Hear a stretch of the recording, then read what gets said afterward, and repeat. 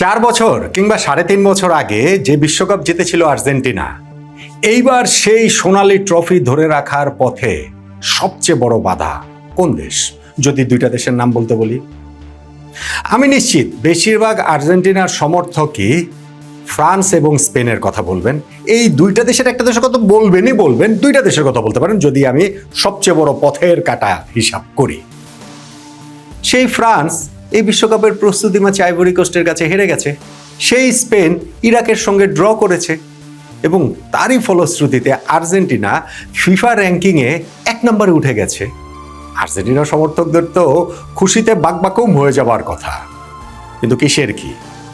Football খেলা বা যে কোনো খেলায় কুসংস্কার একটা বড় জায়গা জুড়ে রয়েছে, ইতিহাসের অঙ্গুলি হেলনেরও কিছু বিষয় টিষয় আছে এবং সেই কারণেই এই ফিফা র্যাঙ্কিংয়ের 1 নম্বরে উঠে যাওয়াতে আর্জেন্টিনার সমর্থকরা অন্তত পক্ষে স্বস্তিতে নেই।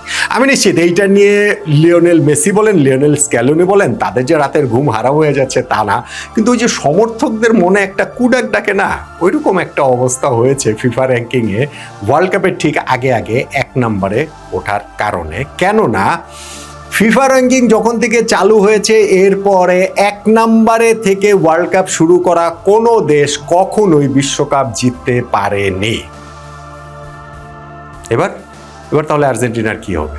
এখন কি বিশ্বকাপের আগের যে 2টা প্রস্তুতি ম্যাচ আর্জেন্টিনার রয়েছে, রোববার সকালে হন্ডুরাসের বিপক্ষে বাংলাদেশ সময়, বুধবার সকালবেলা আইসল্যান্ডের বিপক্ষে, সেইখানে আর্জেন্টিনা যদি অত ভালো রেজাল্ট নাও করে, যদি র্যাঙ্কিংয়ের শীর্ষ থেকে আর্জেন্টিনা নেমে যায়, তাহলে কি এইভাবে একটা সান্ত্বনা নেওয়ার সুযোগ থাকবে? নাকি এখন ফ্রান্সের যে একটা ম্যাচ রয়েছে নর্দার্ন আয়ারল্যান্ডসের বিপক্ষে, সেইখানটাতে ফ্রান্সকে তুমুলভাবে সাপোর্ট করতে হবে যেন ফ্রান্স র্যাঙ্কিংয়ের 1 নম্বরে উঠে যায়? এই ডিলেমার জায়গাটা আসলে কেন? আর এই ডিলেমা সত্ত্বেও আর্জেন্টিনার আশার জায়গাও রয়েছে, লিওনেল মেসিদের ভরসার জায়গাও আসলে রয়েছে, অন্ততপক্ষে 2টা কারণে। কেন আমি ওই আলোচনাটাই করছি। দেখেন, আর্জেন্টিনা গত বিশ্বকাপ যখন খেলতে গিয়েছিল কাতারে, যখন শুরু করেছিল, তারা তো র্যাঙ্কিংয়ের শীর্ষে তো ছিল না, ব্রাজিল ছিল সেটা। আর্জেন্টিনা মনে তখন 3 নম্বরে ছিল। ওয়ার্ল্ড কাপ তারা জিতেছে এবং তারপরে আর্জেন্টিনা ওই র্যাঙ্কিংয়ের যে ফিফার শীর্ষস্থানটাতে অধিকার করেছে, 893 দিন টানা তারা সেইখানটাতে ছিল। গত সেপ্টেম্বর মাসে সেইখান থেকে তারা নিচে নেমে যায় এবং তারা 3 নম্বরে নেমে গিয়েছিল এই লাস্ট কিছু, মানে এই ফ্রেন্ডলি ম্যাচগুলোর আগেও তারা 3 নম্বরে ছিল। ফ্রান্স 1 নম্বরে, 2 নম্বরে স্পেন। এখন ফ্রান্স হেরে যাওয়ার কারণে তাদের ওই পয়েন্ট কমে যাওয়াতে তারা 3 নম্বরে চলে গেছে। স্পেন ড্র করার কারণে তারা 2 থেকে উপরে উঠতে পারেনি, 2ই আছে। আর আর্জেন্টিনা না খেলেই তারা 3 থেকে 1 নম্বরে উঠে এসেছে। অস্বস্তির জায়গা সেইখানটাতেই যে র্যাঙ্কিংয়ের 1 নম্বর দেশ হিসাবে কি ওয়ার্ল্ড কাপটা আর্জেন্টিনা শুরু করবে কিনা। এখনো কিন্তু সেটা শুরু নাও করতে পারে। আগে আমরা একটু ইতিহাসটা দেখে আসি। ফিফা র্যাঙ্কিংটা চালু হয়েছে 1992 সালের ডিসেম্বর থেকে। 94 বিশ্বকাপটাই ওই ফিফা র্যাঙ্কিং সব প্রথম বিশ্বকাপ। সেইখানটাতে 1 নম্বর দল হিসাবে ওয়ার্ল্ড কাপ খেলতে গিয়েছিল জার্মানি। সেই জার্মানির বিশ্বকাপ থেকে বিদায় হয়ে যায় কোয়ার্টার ফাইনালে, বুলগেরিয়ার কাছে তারা হেরে যায়। অসাধারণ একটা ম্যাচ ছিল, আমার এখনো স্মৃতিতে একেবারে উজ্জ্বল। রিস্টো স্টোইচকভ একটা ফ্রি কিক থেকে অসাধারণ গোল দিলেন। তার চেয়ে অসাধারণ হচ্ছে গিয়ে লেচকভ, তাদের ওই টেকোমাথার নাম্বার 9 লাফিয়ে পড়ে যে একটা হেডে গোলটা দিয়েছিলেন না, অসাধারণ ছিল। যাই হোক, আর্জেন্টিনার ওই জার্মানির ওই ওয়ার্ল্ড কাপে কিন্তু তারা শীর্ষে থেকে ওয়ার্ল্ড কাপ শুরু করে ফিফা র্যাঙ্কিংয়ে কোয়ার্টার ফাইনাল থেকে বিদায় নিতে তাদের হয়েছে। 1998 বিশ্বকাপ শীর্ষে থেকে শুরু করেছিল ফিফা র্যাঙ্কিংয়ে 1 নম্বরে থেকে ব্রাজিল, ফাইনালে ফ্রান্সের কাছে হেরেছে। 2002 বিশ্বকাপ শীর্ষে থেকে শুরু করেছিল 1 নম্বরে থেকে ফ্রান্স, প্রথম রাউন্ডেই বিদায় হয়ে গেছে। 2006 এবং 2010 এই 2টা বিশ্বকাপেই ফিফা র্যাঙ্কিংয়ে 1 নম্বরে থেকে শুরু করেছিল ব্রাজিল, 2বারই তাদের কোয়ার্টার ফাইনাল থেকে বিদায়। 2014 1 নম্বরে থেকে শুরু করেছিল স্পেন, তারা গ্রুপ পর্বে বিদায় নিয়েছে। 2018 1 নম্বরে থেকে শুরু করেছিল জার্মানি, গ্রুপ পর্বে বিদায়। 2022 সালের ওই 1 নম্বরে থেকে শুরু করেছিল যে ব্রাজিল, তারা কোয়ার্টার ফাইনালে হেরে যায় ক্রোয়েশিয়ার কাছে। তার মানে দেখেন, ফিফা র্যাঙ্কিং চালু হওয়ার পরে যে 8টা বিশ্বকাপ হয়েছে, কোনোবারই ফিফা র্যাঙ্কিং এর 1 নম্বরে থেকে যেই দলগুলো শুরু করেছে তারা কিন্তু ওয়ার্ল্ড কাপ শিরোপাটা জিততে পারেনি। সেই কারণে আর্জেন্টিনা সমর্থকদের একটু অস্বস্তির কারণ আছে বই কি। মানে ওই যে বললাম কুসংস্কার এইসব তো ভাই আমরা স্পোর্টস যারা ফলো করেন যারা দেখেন তারা এটা জানেন। ওই যে এক জায়গায় বসে থাকি নড়ছি না, বা ওই যে ক্রিকেট খেলার সময় একটা উইকেট পড়লে ঠিক ওইভাবেই থাকে, এটা আছে, এটা রিলেট করতে পারবেন যারা ওই যে স্পোর্টসের কিন ফলোয়ার, তারা এটা খুব ভালোভাবে আসলে রিলেট করতে পারবেন। এখন আর্জেন্টিনার আরো 2টা ম্যাচ বাকি রয়েছে। মানে ফিফা র্যাঙ্কিং এর এখন যেটা হয়েছে যে গত এই কয়েক মাস আগে থেকে তারা এই রিয়েল টাইমের তারা এই র্যাঙ্কিংটা আপডেট করে। আগে যেটা ছিল হয়তো বা একটা সাইকেল শেষ হওয়ার পরে তারা হচ্ছে ওই আপডেটটা করতো একটা নির্দিষ্ট সময় শেষ হওয়ার পরে।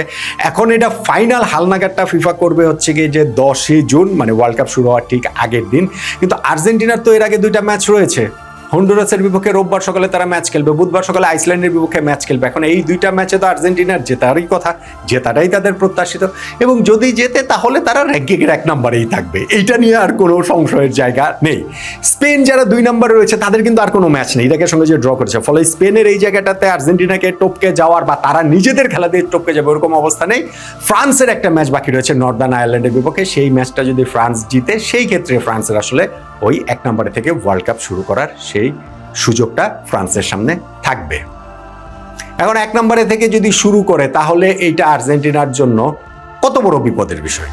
মানে এইটাতে আসলে কি, মানে এটা হবেই না। আমি যে শুরুতে আপনাদের বলছিলাম যে না 2টা জায়গা আছে, যেই 2টা জায়গায় লিওনেল মেসি, লিওনেল স্ক্যালোনি, এই লিওনেল জুটি তারা আসলে স্বস্তিতে থাকতে পারে। সেটা হচ্ছে কি ভাই, রেকর্ড যেটা থাকে সেটা কি নতুন করে তৈরি হয় না? যেইটা এতদিন পর্যন্ত ফিফা র্যাঙ্কিং এর 1 নাম্বার দেশ যারা ওয়ার্ল্ড কাপ শুরু করেছে তারা বিশ্বকাপ জেতেনি, কখনো না কখনো তো এইটা ভাঙবেই। এটা যে কখনোই ভাঙবে না বিষয়টা তা না, এটা তো হতেই পারে।